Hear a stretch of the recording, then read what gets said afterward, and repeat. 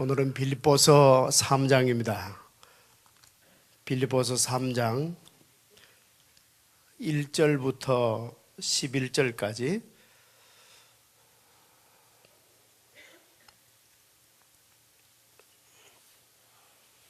우리 빌립보서 3장 1절부터 11절 같이 교독합시다. 끝으로 나의 형제들아 주 안에서 기뻐하라. 너희에게 같은 말을 쓰는 것이 내게는 수고로움이 없고 너희에게는 안전하니라.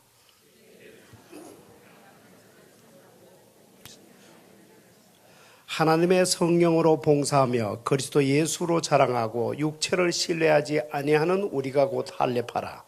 그러나 나도 육체를 신뢰할 만하며 만일 누구든지 다른 이가 육체를 신뢰할 것이 있는 줄로 생각하면 나는 더욱 그러하리니 나는 8일 만에 할례를 받고 이스라엘 족속이요 베냐민 지파요 히브리온 중의 히브리인이요 율법으로는 바리새인이요 열심으로는 교회를 박해하고 율법에 어르는 흠이 없는 자라. 그러나 무엇이든지 내게 유익하던 것을 내가 그리스도를 위하여 다 해로 여길 뿐더러 또한 모든 것을 해로 여기면 내 주 그리스도 예수를 아는 지식이 가장 고상하기 때문이라. 내가 그를 위하여 모든 것을 잃어버리고 배설물로 여기면 그리스도를 얻고 그 안에서 발견되려 함이니 내가 가진 의는 율법에서 난 것이 아니요 오직 그리스도를 믿음으로 말미암은 것이니 곧 믿음으로 하나님께로부터 난 의라. 내가 그리스도와 그 부활의 권능과 그 고난의 참여함을 알고자 하여 그의 죽으심을 뽑아다 같이 어떻게 했으든지 죽은 자 가운데서 부활에 이르려 하노라라고 끊어도 되겠습니다.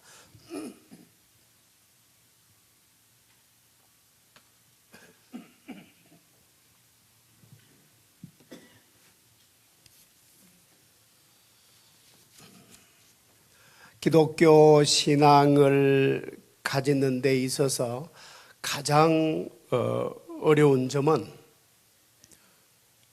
그 신앙 가지는 일이 너무나 쉽기 때문이다 라는 말이 있습니다. 믿음은 구원받는다고 하니까 믿는 것도 좋지만 거기에다가 우리 인간 측에서도 무언가를 해야 하는 것이 있어야 한다라고 하면 말이 될 것 같은, 말이 되는 것 같은데 그런 거 일체 필요 없다 그러고 필요 없을 정도가 아니고 그런 거 하면 오히려 받았던 구원도 놓칠 수 있다고까지 말하니까 이 기독교 신앙을 가지기가 오히려 어렵다고 생각하는 사람들이 많습니다.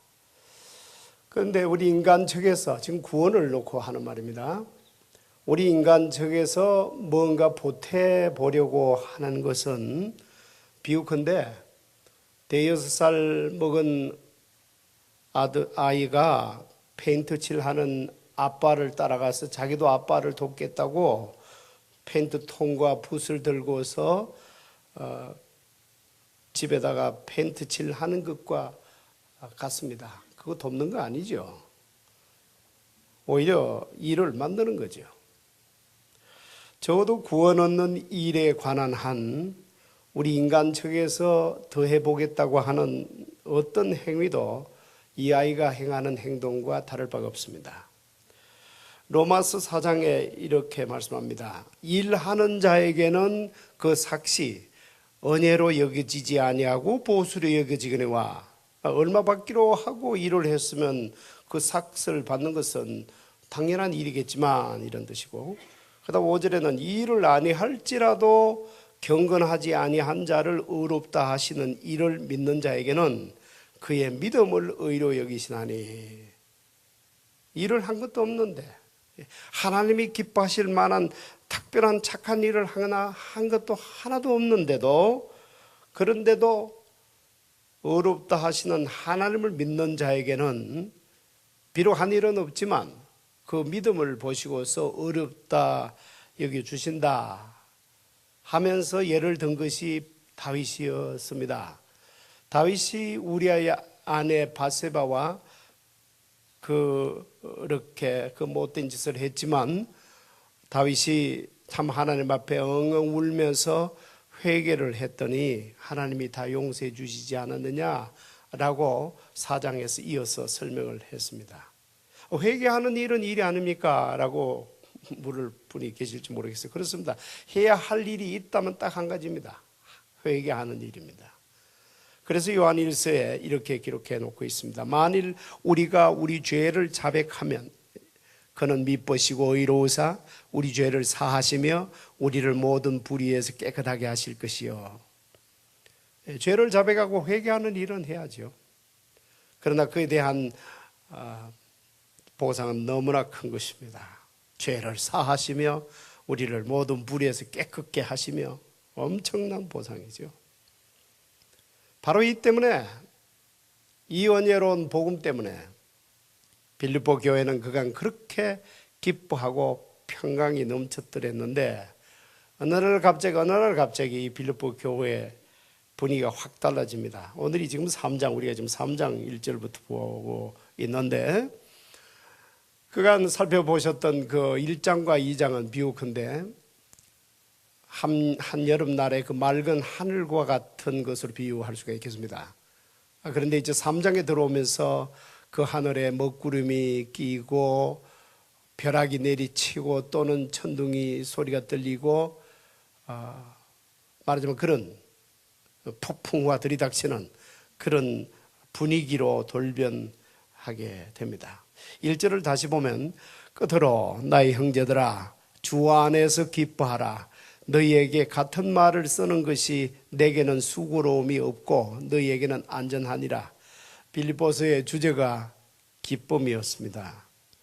그러나 그 기쁨의 근거가 또 중요합니다. 우리 믿는 사람들이 항상 기뻐할 수 있는 유일한 근거는 주 안에서입니다.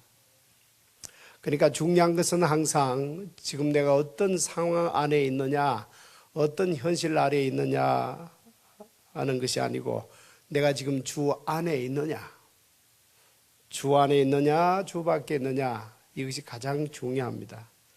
주 밖에 있는 세상 사람들은 항상 자신의 상황, 자신이 처해 있는 현실, 그게 물질의 현실일 수도 있고 아니면 질병 또는 어떤 슬픈 일, 기쁜 일, 아무튼 자신에게 일어나고 있는 상황, 현실에 따라서 기뻐하기도 하고 슬퍼하기도 합니다. 사도 바울의 현실과 상황은 잘 아시다시피 지금 로마 감옥 안에 있습니다. 인간적으로 말하면 조금도 기뻐할 수가 없는 상황입니다. 그러나 주 안에 있었기 때문에 그런 상황 속에서도 기뻐할 수가 있었습니다.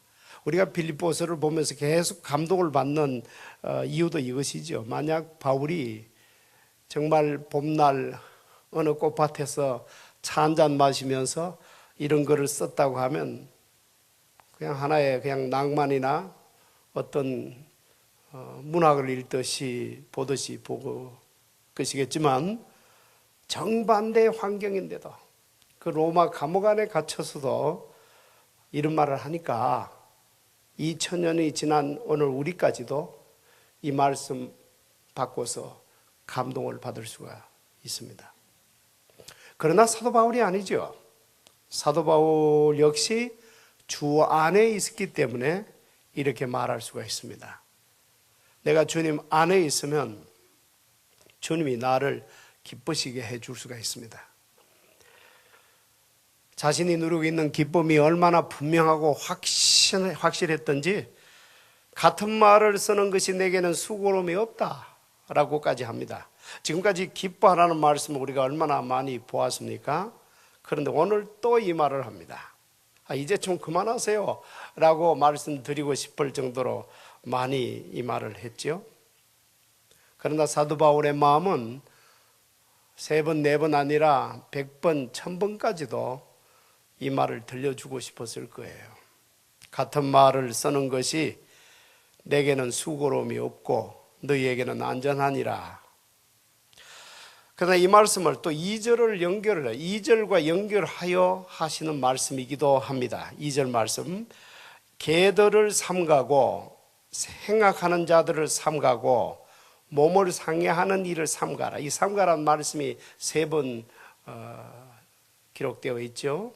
이렇게 되풀이 말해도 나는 수고롭지 않다. 같은 말을 계속 해도 내게는 수고로움이 없다. 3번, 4번, 5번, 10번, 100번을 들려주어도 나는 수고롭지 않다. 왜냐하면 이것이 너희들에게는 안전하기 때문이다. 그런 뜻입니다. 지금 3종류의 사람들이 빌립보 성도들이 태어나서 처음으로 누리고 있는 기쁨과 평강을 망치고 있습니다. 개들이라는 사람들, 행악하는 자들이라는 사람들, 몸을 상해하는 자들. 이 세 말씀이 꼭 세 사람이라기보다는 한 사람의 3가지 행동, 이렇게 이해해도 좋을 거예요. 왜냐하면 한 사람들이, 그 같은 종류의 사람들이 이런 일들을 다 했기 때문입니다. 지금도 빌립보나 데살로니가, 이번에 인도에도 그렇습니다만은, 또 아무튼 중동 그쪽으로 가보면 개들이 대낮에 길바닥에 들어 누워 있는 모습을 자주 봅니다. 이 개들은 이제 그 유기견이라고 하죠. 돌아다니는 개들인데 주인 없이 집 대문 앞에 있는 쓰레기 속에서 음식을 배불리 먹고는, 그리고는 아무데나 들어 누워 자는 개들입니다. 참 더러운 짐승들이죠. 아주 더러운 짐승들. 이 빌립보 교회에 침투해 들어와서 구원받기 위해서는 믿음만으로는 부족하다고, 자기들처럼 할례 정도는 받아야 한다고 가르침으로 말미암아 모처럼 태어나서 처음으로 하나님의 은혜 앞에 감격하며 기뻐하고 평안을 누렸던 순진한 빌립보 교인들의 마음을 뒤흔들어 놓았던 거짓 선생들, 이들이 바로 개들입니다. 다음 행악하는 자들이라는 것은 그들이 끼친 악영향을 두고서 하는 말씀입니다. 그렇게 해서 성도들의 믿음도 파괴하고 그들 가슴에 모처럼 찾아온 하늘이 주신 평안을 또 무너뜨려버린 그 짓이 결과적으로 보아서 행악하는 짓들이었죠. 마지막으로 몸을 상해하는 자들이라는 말은 할례받은 자들을 두고 하는 말입니다. 그런데 중요한 것은 이 모든 사람들이 예수 믿는 사람들이었다는 점입니다. 이게 대단히 중요합니다. 모두가 유대인들이었어요. 모두가 왕년에 유대교를 신봉했던 사람들입니다. 이런 사람들이 이 빌립보에 넘어와서 빌립보 교회에 들어와서 이 순진한 빌립보 성도들의 마음을 뒤흔들어 버리고 있는 것입니다. 빌립보 성도들 하나님의 은혜로 예수를 믿게 되었습니다. 그래서 신앙인들이 되었어요. 그런데 비해서 이 사람들은 종교인들이라고 할 수 있습니다.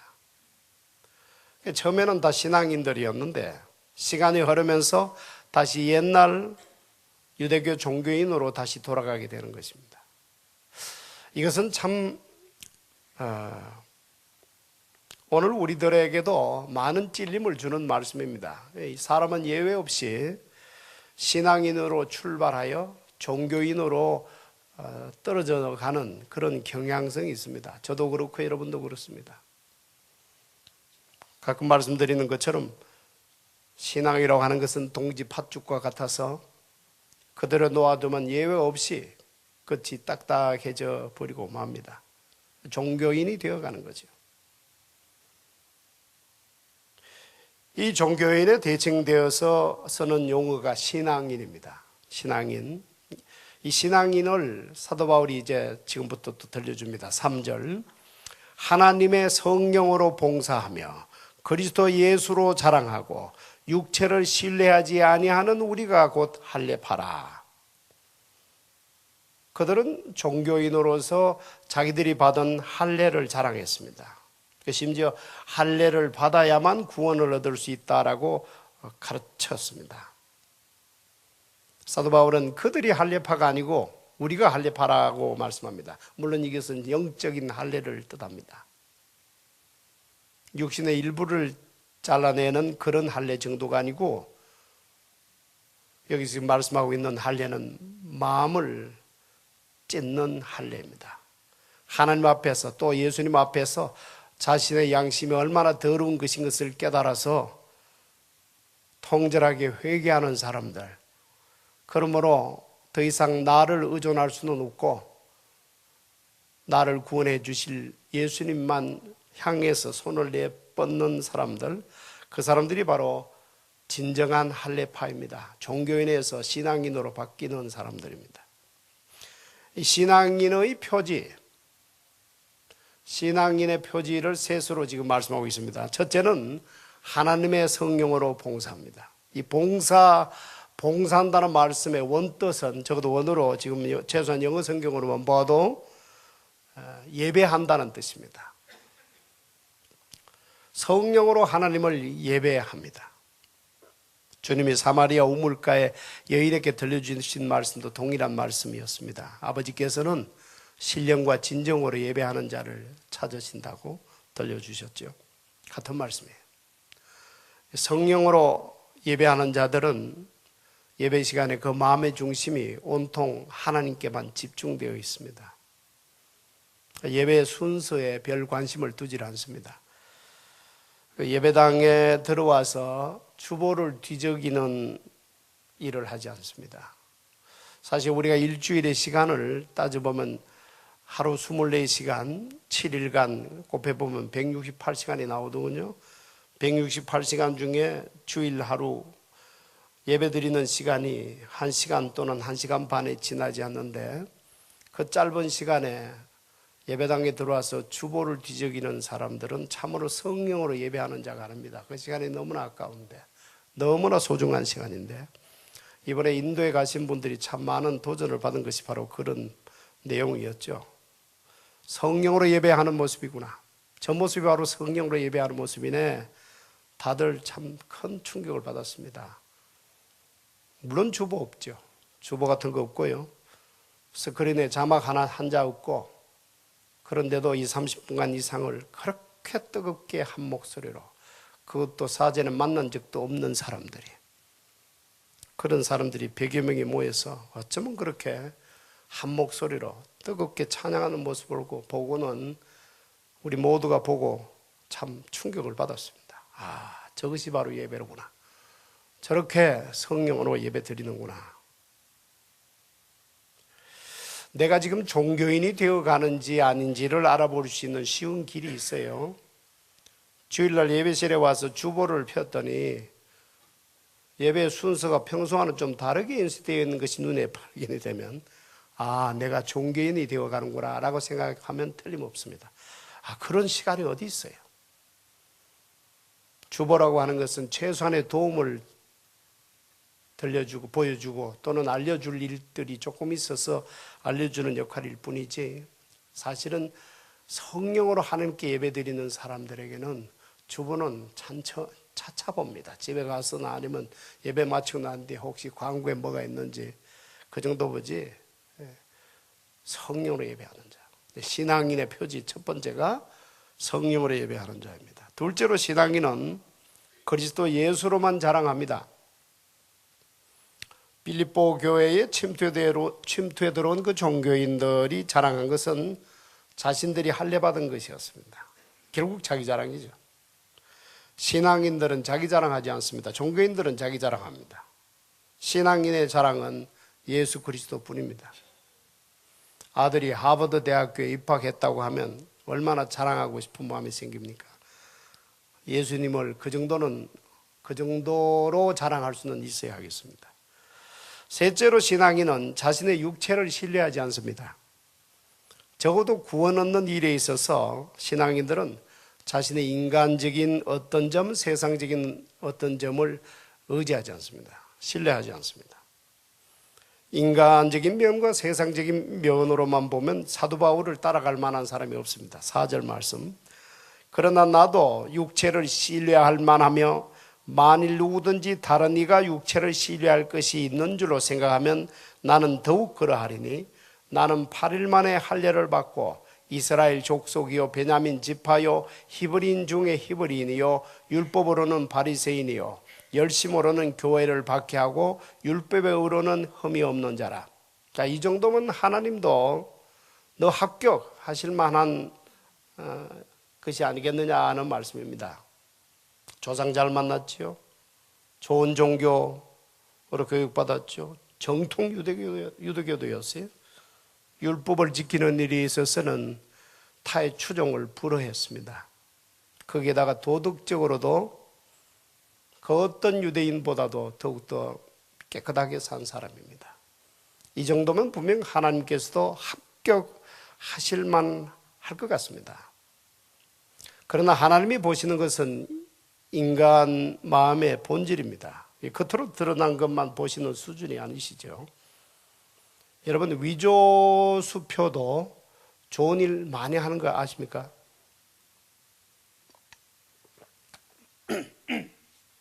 어떤 가난한 과부에게 어떤 사람이 불쌍히 여겨서 수표 한 장을 쥐어 주었습니다. 감격한 그 과부는 그 수표를 들고 동네 구멍가게 식품점에 가서 모처럼 오랜만에 푸짐하게 식품을 사서 음식 요리를 하고 동네 어르신네들을 다 불러 모아서 푸짐하게 대접해 드렸습니다. 그 수표를 받은 또 그 식료품 주인은 그 수표로 밀린 월세를 집주인에게 갚을 수 있었습니다. 집주인은 그 수표로 병원에 그간 갚지 못하고 있었던 청구서 다 갚았습니다. 병원 원장은 그 수표를 받고 또 다른 수표도 더 받고 이렇게 다 합쳐가지고 병원을 확장 공사하는 데 사용을 했습니다. 그런데 그렇게 돌고 돈 수표가 은행에 최종적으로 갔을 때 은행 직원이 이렇게 말합니다. 이거 위조 수표입니다. 그러면 이렇게 말할 수 있겠어요. 그래도 좋은 일 많이 하지 않았습니까? 꼭 위조 지폐라고 그래야 되겠어요? 진짜 수표로 좀 쳐주십시오. 이렇게 말할 수 있는 것 아니지 않느냐입니다. 그것이 위조인 것을 은행의 직원이 분별할 수 있습니다. 분별. 하나님은 그 은행 직원보다는 훨씬 더 분별력이 크시겠죠? 인간 내면의 동기, 인간 양심의 깊은 속을 다 들여다보시는 우리 하나님께서는 겉으로 아무리 사람들 눈에 그렇듯 해 보여도 그 중심이 그게 아니면 그 중심으로 한 모든 행위도 다 더럽다고 하십니다. 사도 바울의 그 겉으로 드러난 모습은 분명 탁월한 것이었습니다. 그러나 7절부터 이제 사도 바울이 이제 놀라운 고백을 하기 시작합니다. 7절. 그러나 무엇이든지 내게 유익하던 것을 내가 그리스도를 위하여 더 해로 여길 뿐더러, 여기 좀 유익하던 것이 있고요, 또 해라는 말이 있습니다. 유익하던 것, 해, 영어로 보면 그 뜻이 더 분명해져요. 유익한 것은 gain이라고 하고 해는 loss라고 합니다. 손익계산서 비슷한 거예요. 손익계산서라는 게 있죠. 대변, 차변, 대변으로 나누고 그러지 않습니까? 차변, 왼편에는 제가 이해하기로는 모든 비용을 쭉 씁니다. 오른편에는 수익을 쭉 씁니다. 그렇게 해서 양쪽을 비교해서 순이익이 얼마 나오는지 알아보는 손익계산서 말이죠. 우리 한동복 지사님 제가 제대로 말했습니까? 우리 CPA 너무나 훌륭하신 분. 우리 교회 모든 회계 다 하시는 분이죠. 아니면 좀 쉽게 저울로 이해해도 좋을 거예요. 저울이 있습니다. 양쪽에 접시가 있는 저울 말이죠. 저울 양쪽에다 빈 접시가 놓여 있는데 왼쪽 접시 위에다가 사도 바울은 자신이 장점, 자신이 잘했다고 생각되는 것, 자신이 자랑할 만한 것들, 자신에게 유익을 줄 만한, 예를 들어서 아주 하버드 대학을 나왔다 하면 그 자기 신에게 유익을 주는 거죠. 지금 사도 바울은 그렇게 자랑할 만한 거 많았습니다. 바리새인 중에 바리새인이요, 히브리인 중에 히브리인이요, 가말리엘 율법사, 그 유명한 가말리엘 법사 아래서 공부했죠. 문화생이었죠. 거기다가 또 율법의 의로는 흠이 없었다고 했습니다. 자랑할 만한 것이 굉장히 많아서요. 사도 바울의 왼쪽 접시 쌓여져 있는 거 저는 그 뭐 100분의 1도 될까 말까 할 것 같아요. 엄청 많았습니다. 그걸 올려놓았습니다. 모두가 사도 바울에게 유익한 것들이었습니다. 그러나 오른쪽 접시에 딱 한 가지 올려놓는 순간 왼쪽에 쌓여졌던 그 많고 많았던 것들이 그야말로 깃털처럼 가볍게 되고 말았습니다. 오른쪽에 올려놓은 것이 바로 예수 그리스도 한 분입니다. 이 8절 말씀이 계속 이어지는데 계속 놀라운 고백입니다. 또한 모든 것을 해로 여김은 내 주 그리스도 예수를 아는 지식이 가장 고상하기 때문이라. 내가 그를 위하여 모든 것을 잃어버리고 배설물로 여김은 그리스도를 얻고. 자, 모든 것을 해로 여기면, 로스로 여기면, 왼편 접시에 올려놓은 것들은 모두 사도 바울에게 들어온 수익이 아니라 나가는 지출이었어요. 비용이었습니다. 왜 그렇게 되었는가? 이제 설명합니다. 그리스도 예수를 아는 지식이 가장 고상했기 때문입니다. 그러나 이 지식은 결코 머리로 깨달은 지식이 아닙니다. 자신이 다메섹 가는 길에 체험으로 얻은 지식입니다. 이 지식을 깨닫게 된 것이 얼마나 감격스러웠던 것인지 지금까지 왼편 접시 위에 수북 쌓았던 그리고 은근히 자랑했던 그 모든 것들을 이제는 버렸습니다. 배설물처럼 버렸습니다. 이 배설물이라는 말씀은 문자 그대로 똥이라는 뜻입니다. 버렸습니다. 그 대신 얻은 것이 있으니 그리스도입니다. 이것이 바로 신앙인의 표지입니다. 나를 구원해 주지 못할 것들은 버리고 대신 나를 구원해 주실 수 있는 그리스도 한 분을 얻는 것이 바로 신앙인입니다. 사도 바울이 버렸다고 하는 것, 사도 바울이 버렸다고 하는 모든 것들 속에는 참으로 많은 것들이 들어 있었습니다. 종교, 유대교라고 하는 종교, 문화, 민족 또는 국가, 많은 것들이 그 속에 다 들어 있었어요. 한순간에 다 잃어버렸습니다. 우리는 사도행전을 통해서 사도 바울이 예루살렘에 와서 얼마나 자기 동족에게 복음을 전하려고 했던가를 똑똑히 보고 있습니다. 그러나 한 번도 accept 되지 못했죠. 철저히 버림당한 것이에요. 예수님 다음으로 버림당한 사람이 사도 바울이에요. 한순간에 다 잃어버렸습니다. 무려 2000년이 지난 지금까지도요, 유대인들 중에는 사도 바울을 민족의 배신자, 국가의 반역자라고 하는 것을 제 귀로 직접 들었어요. 그러나 사도 바울은 이 시간 천국에서 눈썹 하나 까딱하지 않을걸요? 그리스도를 얻은 행복감에 도취가 되어서 지금 웃고만 계실 거예요. 8절부터 다시 보면 또한 모든 것을 해로 여김은 내 주 그리스도 예수를 아는 지식이 가장 고상하기 때문이라.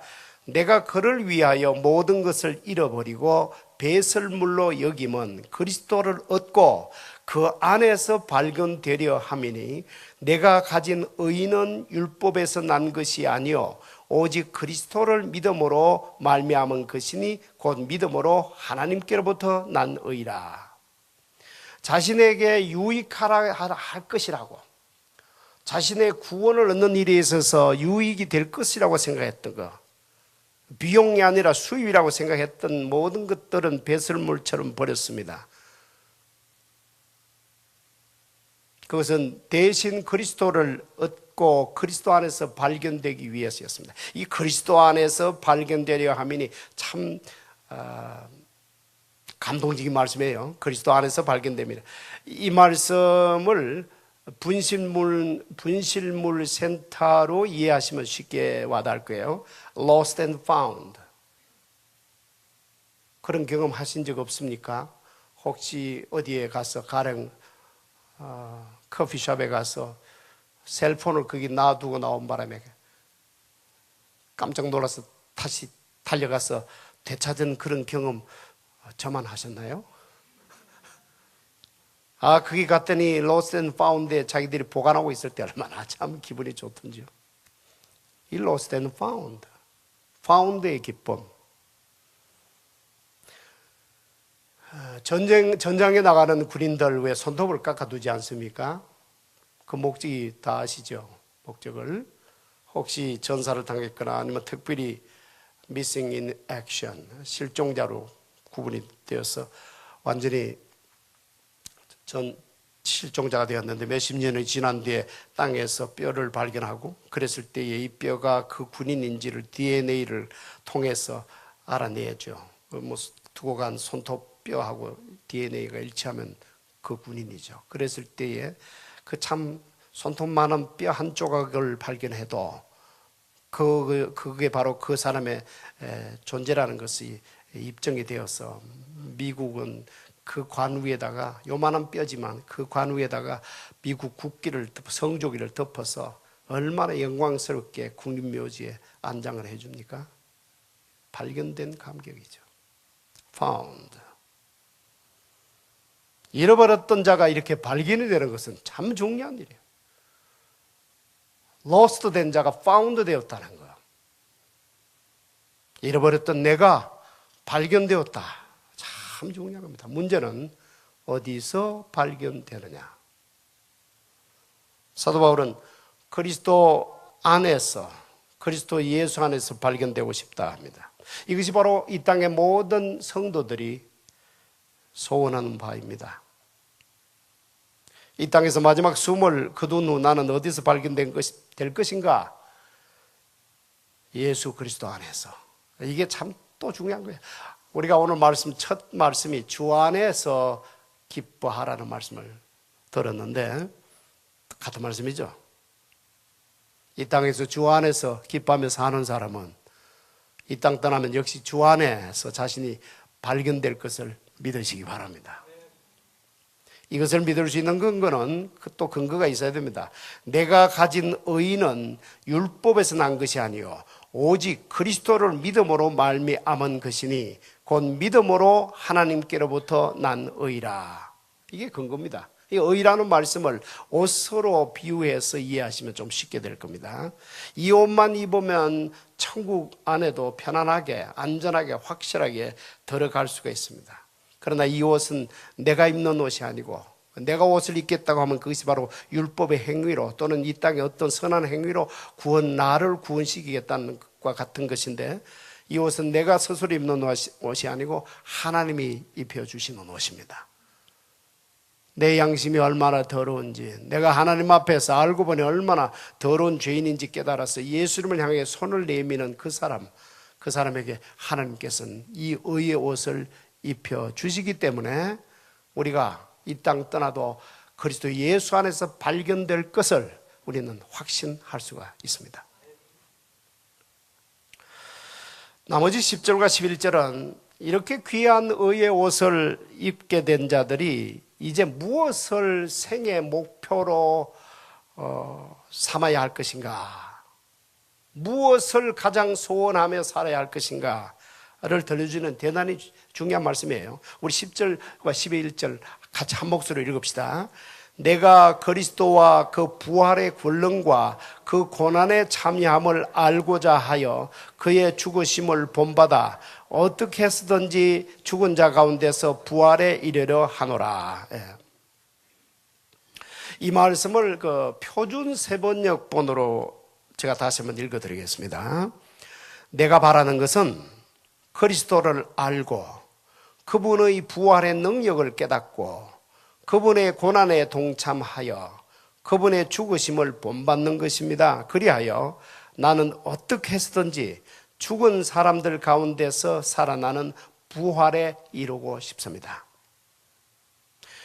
이 말씀에 사용된 동사들을 주목해 보면 사도 바울은 무엇을 생애 목표로 삼았던가, 무엇을 가장 소원하였던가를 잘 보여줍니다. 5가지예요. 첫째는 그리스도를 아는 것입니다. 둘째는 그리스도의 부활의 능력을 깨닫는 것입니다. 셋째는 그리스도의 고난에 동참하는 것입니다. 넷째는 그리스도의 죽으심을 본받는 것입니다. 마지막 다섯째는 마침내 부활에 이르는 것입니다.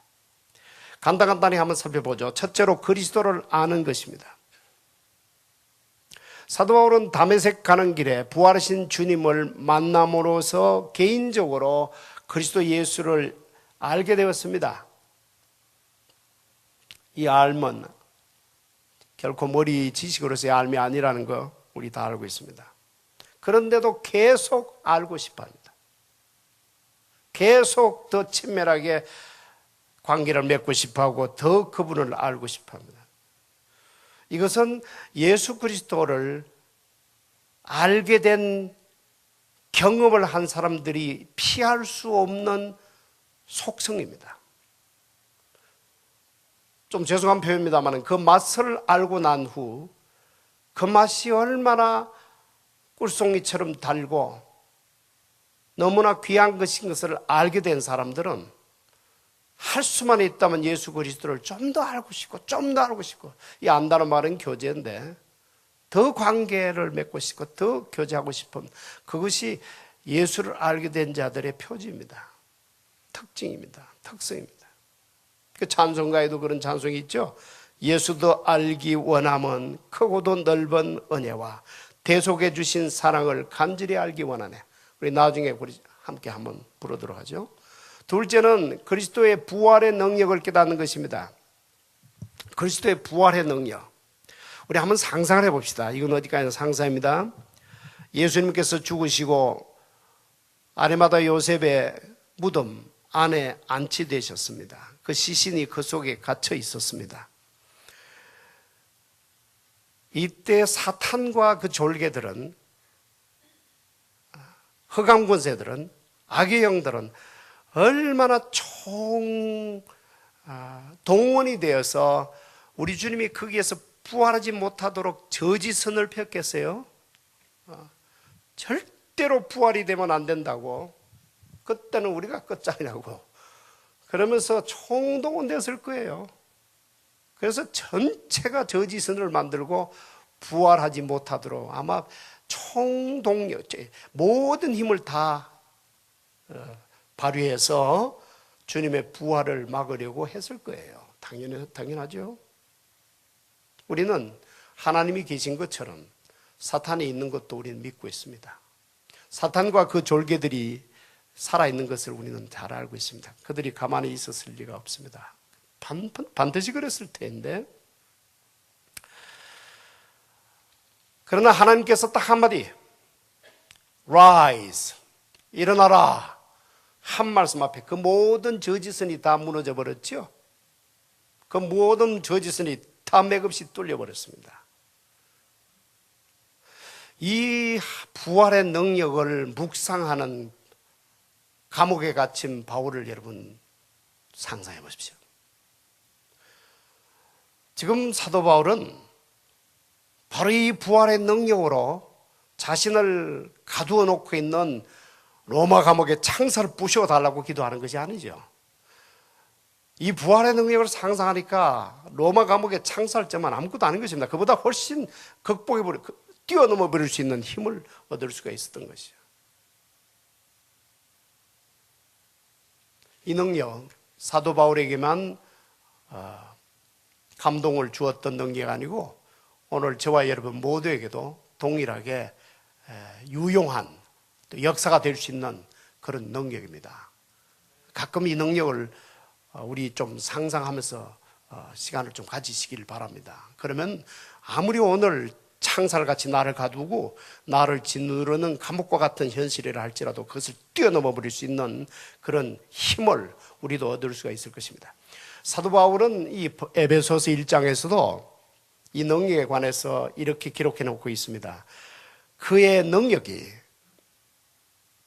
하나님의 능력이요, 그리스도 안에서 역사하사 죽은 자들 가운데서 다시 살리시고 하늘에서 자기의 오른편에 앉히사. 하나님이 그 능력으로 죽은 자들 가운데 예수님을 일으켜 세우시는 하나님 오른편에 앉히셨는데, 더 읽어 내려가 보면 그 능력이, 동일한 그 능력이 오늘 예수 믿는 우리들을 또 죽은 자 가운데서 일으키시고 하늘로 올리워서 예수님 옆에 오른편에 앉게 해주신다는 말씀이 있어요.